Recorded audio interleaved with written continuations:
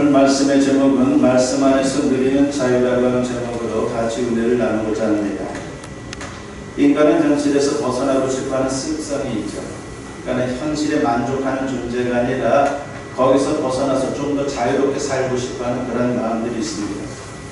이를 가르쳐서 자유 본능이다 이렇게 말합니다. 그런데 이게 잘못 작용하게 되면요, 나쁜 현상이 나타나는데 청소년들 같은 경우에는 탈선이나 가출을 하게 되고 어른들은 일탈이나 외도를 하는 그러한 모습으로 나타나는 거예요. 그런데 진짜 자유는 무조건 벗어나는 게 아닙니다. 인간은 근본적으로 모든 것에서 벗어날 수 없습니다. 나쁜 것으로부터는 벗어나야 하지만은 좋은 것으로부터 벗어나면 오히려 큰 손해가 됩니다. 그것은 자유가 아니라 방종인 것이죠. 무제한의 자유는 오직 하나님께만 있습니다. 모든 피조물은 제한적 자유만 누릴 뿐입니다. 예를 들어보면요, 물고기에게는 물속에서의 자유만 주어진 거죠. 거길 떠나면 죽을 수밖에 없습니다. 우리 인간도 마찬가지입니다. 육신적으로는 공기 속에서의 자유만 주어집니다. 공기가 없으면, 산소가 없으면 우리는 죽을 수밖에 없습니다. 그리고 영적으로는 하나님 안에서만 진정한 자유가 주어지는 존재, 그리고 누릴 수 있는 존재가 바로 우리 인간입니다. 만일 이런 제한에서 벗어나면 큰일 날 수밖에 없는 것이고 결국은 사망할 수밖에 없습니다. 그런데 안타깝게도 인간은 아담의 범죄 이후에 하나님에게서 벗어나려고 하는 그러한 경향, 그리고 애를 쓰는 그러한 모습들이 대단히 많습니다. 그럴수록 인간은 참 비참해지는 그러한 인생을 살 수밖에 없습니다. 그리고 종국에는 영원한 사망에 놓이게 되는 겁니다. 기독교의 구원은 인간의 본래 상태인 하나님 안으로 불러들이는 것입니다. 그런데 하나님은 거룩하신 분이므로 범죄한 인간이 하나님 안으로 들어올 수가 없습니다. 그래서 하나님의 아들 예수님이 인간의 모습으로 이 땅에 오셔서 대속의 십자가를 지신 것입니다. 오직 믿음으로 죄사함 받고 의롭다 인정된 인간만이 하나님 안으로 들어올 수 있는 것입니다. 그러면 비로소 하나님의 자녀요 천국 백성으로 하나님 안에서 진정한 자유를 누리는 그런 인생을 살 수 있는 것입니다. 그래서 성경을 보게 되면요, 주 안에서라고 하는 표현이 자주 등장합니다. 주 안에서. 주는 바로 주인 혹은 주님이라는 뜻이죠. 인간의 주님은 하나님이며 예수님이십니다. 그러니까 주 안에서라고 하는 말은 하나님 안에서 혹은 예수님 안에서라고 하는 말입니다. 그렇습니다. 예수 믿고 주 안에 사는 게 참 자유입니다. 그러면 구체적으로 주 안에 산다는 것은 무엇입니까? 여러 가지로 우리가 설명할 수 있겠지만 가장 중요한 한 가지는 말씀 안에서 사는 것입니다. 그런데 안타까운 사실은 우리가 죄와 사망에서 이미 구원받았음에도 은근히 하나님에게서 그리고 예수님에게서 말씀에서 벗어나려고 하는 습성이 남아있다는 겁니다. 그게 바로 죄성인 것이죠. 우리는 죄책감에서 벗어났지만 육신을 갖고 사는 동안에는 죄성에서 완전히 벗어나지 못합니다. 그래서 천국 가는 그날까지 영적 전쟁을 계속 치러야 하는 것이 우리 믿음의 사람들의 어떻게 보면 운명이다라고 말할 수 있는 것이죠. 말씀에서 벗어나려고 하는 죄성을 이기고 말씀 안에 있어야 합니다. 그럴 때 우리는 참 자유를 누리게 될 것이고 하나님이 약속하신 은혜를 풍성히 누리는 그러한 인생을 살 수가 있습니다. 오늘 말씀의 주제가 바로 이겁니다. 말씀 안에서 사는 자유. 아무쪼록 이 시간 말씀을 통해서 참 자유 가운데에 하나님의 풍성한 은혜를 누릴 수 있는 우리 모두가 되었으면 합니다. 고린도전서는 바울이 고린도 교회 성도들에게 보낸 편지이죠. 그 당시 고린도는 물질적으로 부유한 지역이었고 교회도 또한 제법 컸습니다. 그리고 성도들은 영적인 은사도 많이 받았습니다. 부족한 게 없는, 외적으로 보면 참 모든 것이 풍족한 그러한 사람들이 고린도 교회 교인들이었습니다. 그러다 보니까 문제가 생겼습니다. 자기도 모르게 교만해진 겁니다. 그래서 각자 자기 생각에 따라 상대를 판단하며 파당을 지었습니다. 어이없는 것은 그 교회를 거쳐간 사역자들의 이름으로 파당을 만든 겁니다. 그러니까 우리 식으로 말하면 제가 이제 목회를 마치고 떠나면은 이제 또 다른 목회자가 와서 목회를 하겠죠. 이제 그 안에서 파당이 생기는 겁니다. 종청파, 또 누구파 이렇게 생기는 거죠. 그게 고린도 교회의 모습이었습니다. 멀리서 이 소식을 들은 바울이 너무나도 안타까워하면서 교훈하는 편지를 보내게 된 것이 바로 고린도전서입니다. 바울은 3장에서 그런 문제가 교인들의 영적 미성숙 때문이다라고 지적을 합니다. 그리고 오늘 보면 4장에서는 교만하기 때문이다라고 지적을 합니다. 그들이 교만했기에 하나님 말씀에서 벗어나 자기 생각으로 서로를 판단한 것입니다. 바울은 그 사실을 지적하면서 책망하고 있습니다. 오늘 본문 6절에 보면 형제들아 내가 너희를 위하여 이 일에 나와 아볼로를 들어서 본을 보였으니 이는 너희로 하여금 기록된 말씀 밖으로 넘어가지 말라 한 것을 우리에게서 배워 서로 대적하여 교만한 마음을 가지지 말게 하려 함이라고 했습니다.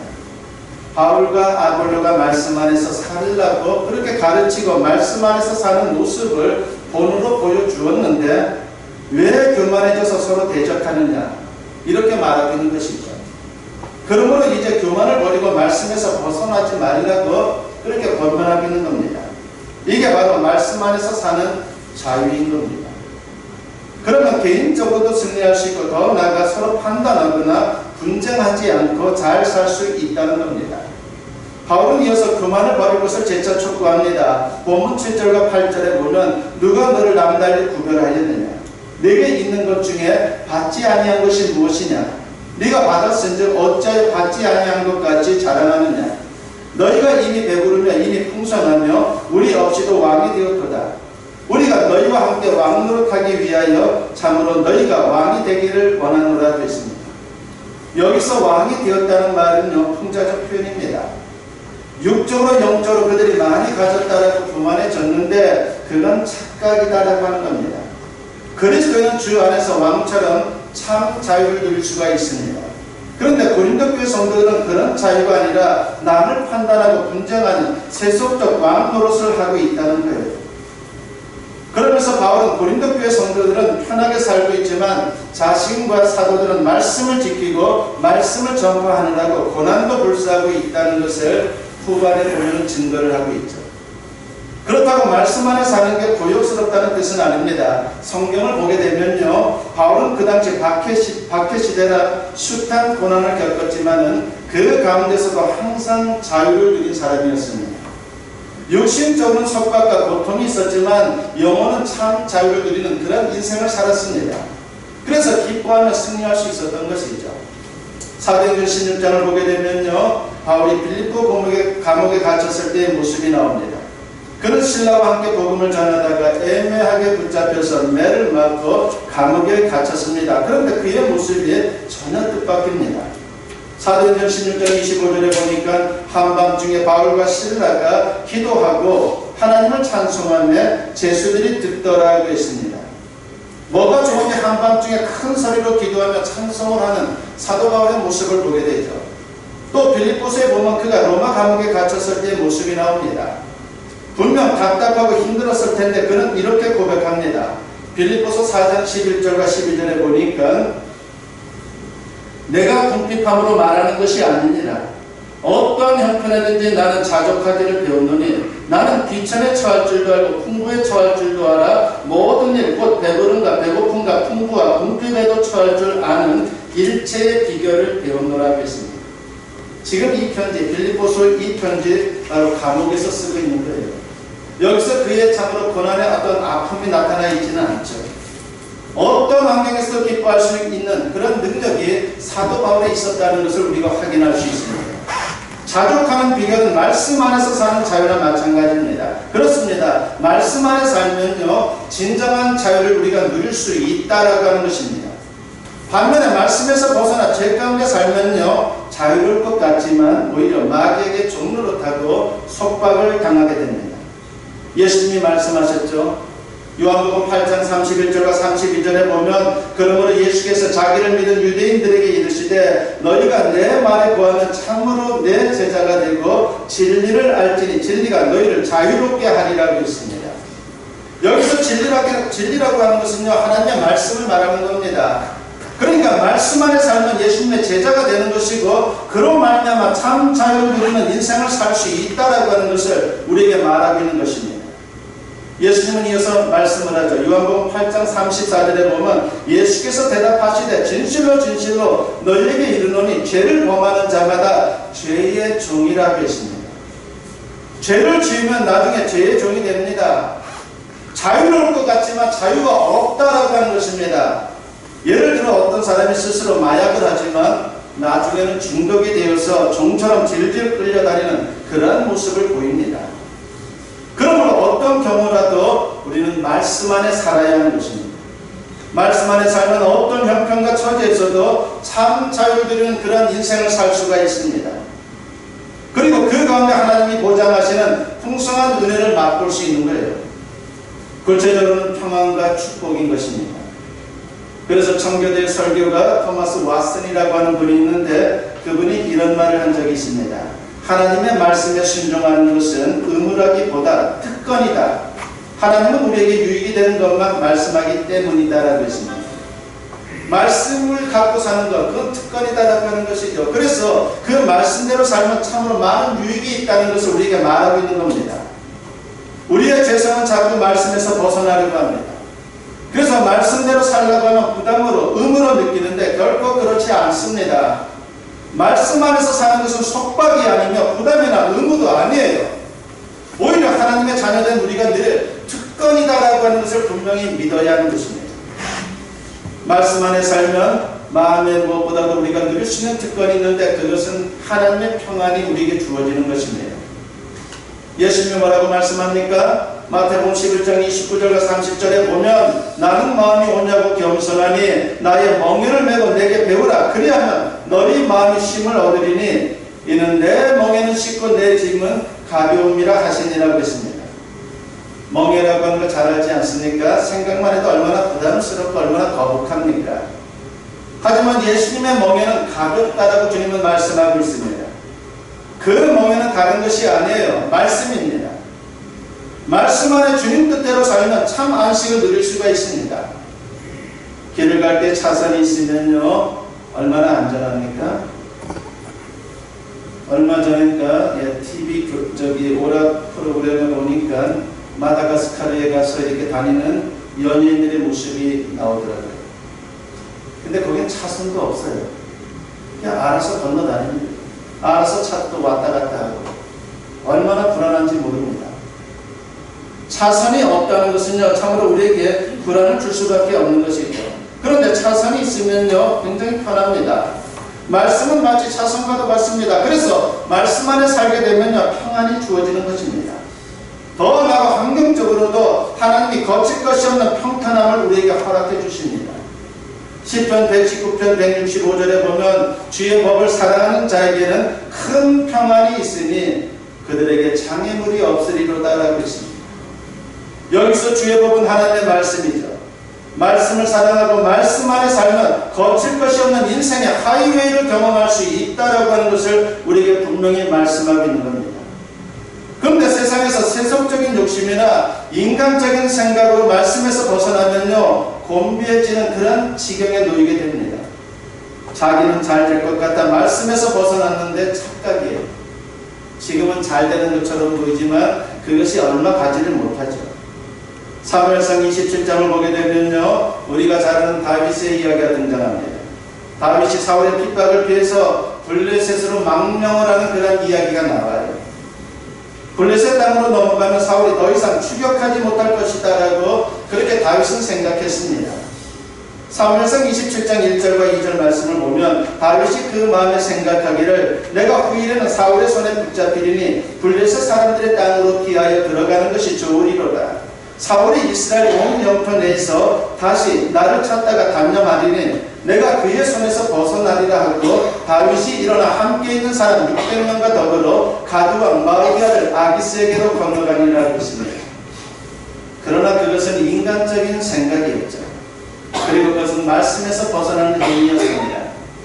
나중에 블레셋이 이스라엘과 전쟁을 벌일 때에 자기 동족과 싸울 뻔한 그런 상황이 벌어지니 말이죠. 하나님이 거기서 빼주셔서 다행이지만 너무나도 큰일 날 뻔한 그런 일이었습니다. 그가 하나님 말씀 안에 있을 때는 어땠습니까? 굉장히 담대해 있습니다. 시편 27편 1절에서 다윗이 뭐라고 고백합니까? 여호와는 나의 빛이요 나의 구원이시니 내가 누구를 두려워하리요?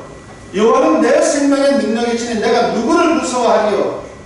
말씀 안에 살아가니까, 주님 안에 살아가니까 진정 두려움 없는 그런 인생을 내가 살아놓으라고 지금 고백하고 있는 겁니다.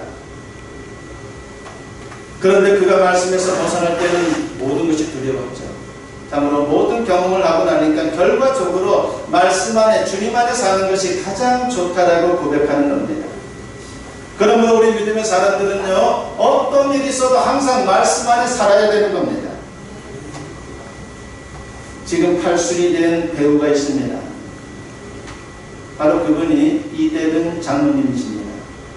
이름 들으면 뭐 잘 알죠. 요즘은 뭐 우리가 볼 수 없는데 이대근 하면은 보면은 우리가 그분이구나. 뭐 그분의 이미지가 딱 떠오르죠. 바로 그분이 교회 장로님이십니다. 그분이 40년의 연기생활 중 장장 30년을 주연 배우로 활약을 했습니다. 그러니까 잘 나가던 배우였죠. 그런데 그분이 예수님을 주님으로 영접하게 된 것이 한 계기가 있었습니다. 그것은 1979년 석양의 10번가라고 하는 종교 영화에 출연한 것이 계기가 되었습니다. 그 영화의 실제 주인공인 서울 연남동에 있는 선민교회의 김유정 목사님과의 만남으로 이분이 교회 개척 멤버 13명 중에 한 사람이 되었습니다. 보니까 목사님이 교회를 개척하는데 사람이 너무 없는 거예요. 그래서 도와주려고 그냥 거기에 가담을 하게 된 거죠. 그리고 그는 그 교회에서 나중에 장로까지 되었습니다. 장로 직분을 받은 뒤 그의 삶과 생각이 많이 바뀌었다며 그는 자신이 체험한 하나님의 은혜와 인생의 변화에 대해 이런 간증을 한 적이 있습니다. 십자가를 보면서 이런저런 생각을 참 많이 했습니다. 인생이란 무엇인가? 바쁘게 살다 보니 아무런 생각 없이 살았거든요. 인생을 헛되게 살아서는 안 되겠다는 생각에 예수님을 영접하게 됐습니다. 신앙생활을 직접 해보니 마음이 평안해지고 너무 좋아서 계속 믿게 됐습니다. 모든 것이 하나님의 은혜지요. 예수님은 성경의 주인공이실 뿐만이 아니라 이제 제 삶의 주인공이기도 합니다. 날이 갈수록 하나님이 주시는 평안을 느낍니다. 너무 좋다는 말씀을 드리고 싶습니다. 저기 하나님과 함께 살고 있다는 것이 너무 행복합니다. 그리고 하나님 말씀 안에서 살아가니까 얼마나 든든한지 모릅니다. 담대하다는 거죠. 주님 안에 사니까 너무나도 담대한 인생, 뭐가 두렵지 않는 그런 인생을 자기가 살고 있다라고 해서 그렇게 감사하는 마음으로 간증을 한 것입니다. 그렇습니다. 부디 저와 여러분도 말씀 안에 살아감으로 어떤 형편에서도 두려움이 아니라 평안을 체험할 수 있는 그런 하나님의 사람들이 되었으면 합니다. 두 번째로 우리가 말씀 안에 살면요, 이런저런 축복을 많이 받게 됩니다. 인간이 자기는 똑똑한 줄 알아도 얼마나 무지한지 몰라요. 잠언 16장 25절에서 지혜자가 뭐라 그럽니까? 어떤 길은 사람이 보기에 바르나 필경은 사망의 길이니라고 했습니다. 여러분 그렇지 않습니까? 내가 생각하기에 이건 정말 큰 돈을 벌 수 있는 기회야. 그리고 이건 정말 성공할 수밖에 없어.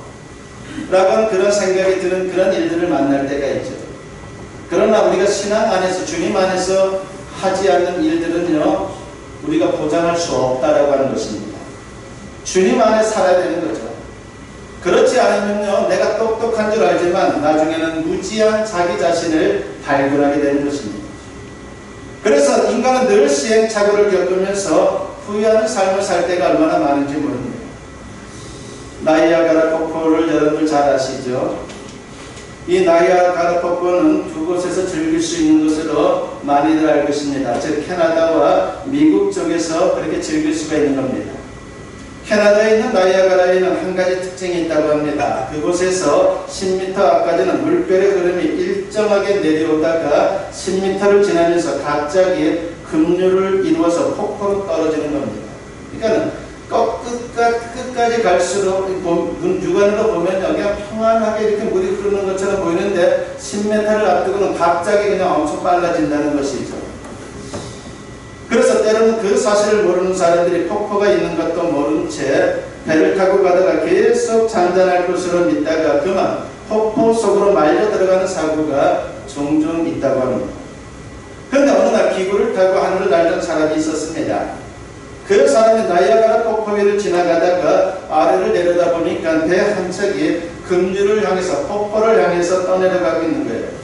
그래서 배를 향해서 소리를 질렀습니다. 거기서 10m만 더 내려가면 떨어져 죽으니까 그만 거기서 돌아가십시오라고 그렇게 소리를 질렀습니다. 그러나 배 위에 탄 사람들은 잔잔한 물결 위에서 잘 가고 있는데 거짓말 그만하라고 그렇게 말하면서 계속 진행을 했습니다. 그러다가 결국은 폭포 속으로 휘말려 영영 살 길을 잃고 말았습니다.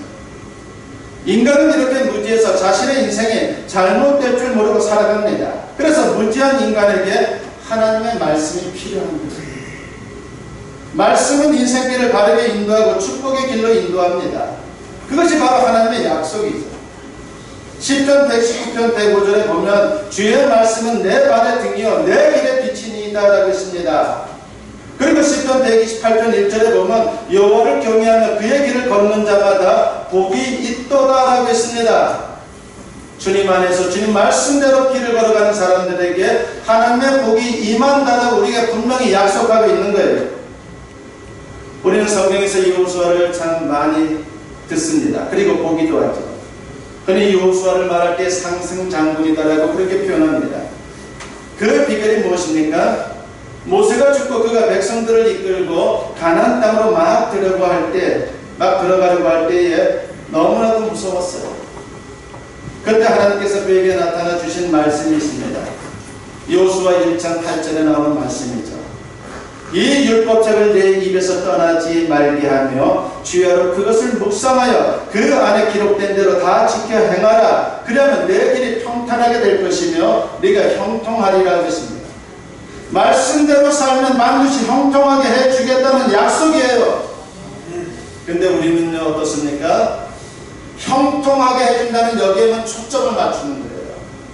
말씀대로 사는 것에는 우리가 외면할 때가 너무나도 많으면서 형통한 것만 너무나도 좋아하기 때문에 우리의 삶에 진정한 형통이 일어나지 않는다라고 하는 것입니다. 물론 우리가 인생을 살다 보면요 자칫 말씀에서 벗어날 수가 있어요. 인간이기 때문에 참으로 시행착오를 겪게 되는 것이죠.